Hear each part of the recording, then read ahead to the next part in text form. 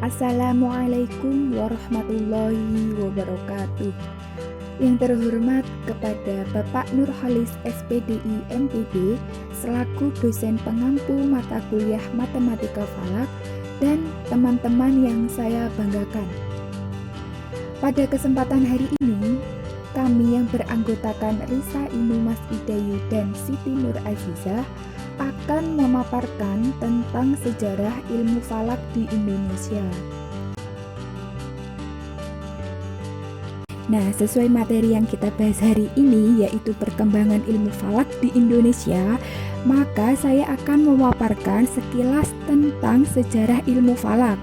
Nah, sebelumnya ada beberapa peradaban yang berpengaruh dalam perkembangan ilmu astronomi. Kemudian, ilmu falak juga ada beberapa peradaban, yakni peradaban Mesir, Persia, India, dan Yunani. Jadi, itu semua mengembangkan keilmuan khususnya dalam bidang astronomi atau ilmu falak. Nah, selanjutnya setelah itu pada zaman pra-Islam, di sana sudah berkembang sistem kalender, yaitu sistem kalender Arab pra-Islam dengan menitik beratkan pada peredaran bulan matahari. Sistem kalender ini merujuk pada sistem kalender yang digunakan masyarakat Yahudi dan masyarakat Cina. Kemudian pada saat masuk Islam, penggunaan kalender Hijriah mulai diterapkan pada masa pemerintahan Khalifah Umar bin Khattab atau Khalifah kedua yang menjadikan peristiwa Nabi Hijrah sebagai approach atau tanggal satunya. Jadi pada tanggal 1 bulan 1 tahun 1 Hijriah ini merupakan perjalanan Nabi dari Mekah ke Madinah. Nah, ilmu falak berkembang pesat dalam dunia Islam.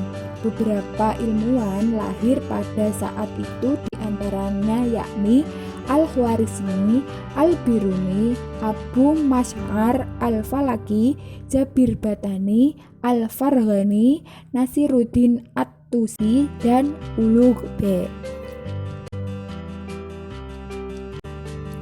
Kemudian pada akhirnya ilmu falak masuk ke peradaban Indonesia. Dahulunya Indonesia khususnya Jawa menganut kalender Saka.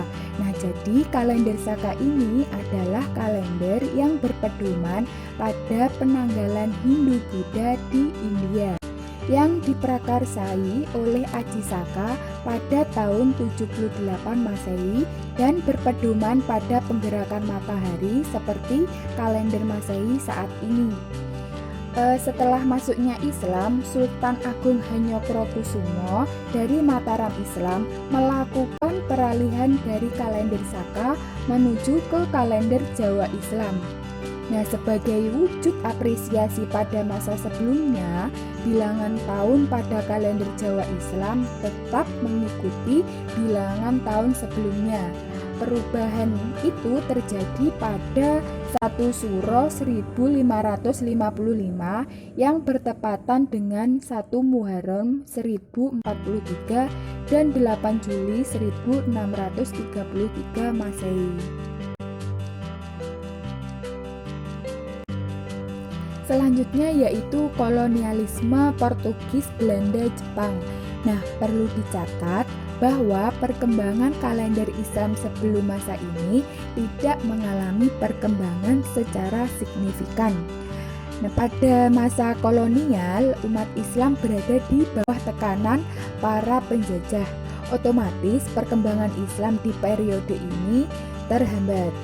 Kemudian pada periode ini sistem penanggalan kembali ke sistem kalender Masehi dan kalender Hijriah, di mana yang menggunakan kalender ini hanya sebagian kecil orang. Kemudian kalender Jepang bahkan pernah masuk ke Indonesia. Naskah teks proklamasi tertulis tanggal 17/08/05, di mana 05 merupakan angka 2505 dari kalender Jepang. Selanjutnya, ilmu falak Nusantara terdiri dari beberapa faktor, yaitu Pertama, haji. Haji dimulai sejak abad ke-15. Pada saat kolonial, para ulama melaksanakan ibadah haji menggunakan kapal-kapal yang perjalanannya tidak seperti pada saat sekarang. Perjalanannya mencapai 4-5 bulan. Karena perjalanannya itu amat lama, mereka juga menuntut ilmu. Mereka menggunakan uang sendiri dan pembekalan yang cukup, dan ada beberapa menggunakan bantuan kecil dari kerajaan-kerajaan kecil di Indonesia. Setelah menuntut ilmu, mereka mengembangkan ilmu di sana, salah satunya yaitu ilmu falak. Faktor kedua yaitu rihlah ilmiah.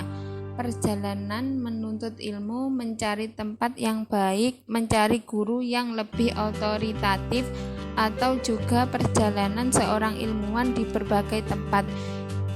Itu adalah proses rihlah ilmiah, salah satunya di Mesir, Arab, dan kota-kota dengan peradaban ilmuwan yang maju pada saat itu.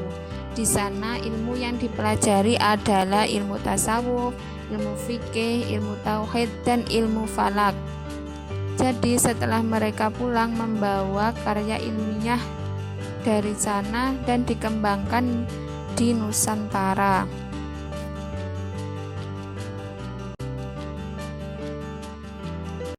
Berikut adalah tokoh-tokoh ilmu falak Nusantara.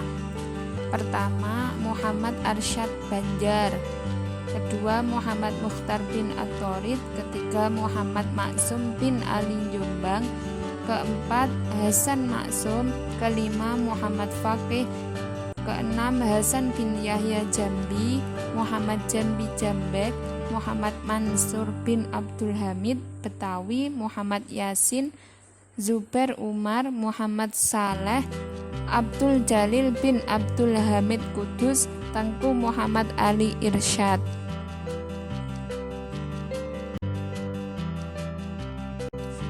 Sekian presentasi dari kelompok kami. Apabila ada kurang lebihnya, kami mohon maaf sebesar-besarnya. Wassalamualaikum warahmatullahi wabarakatuh.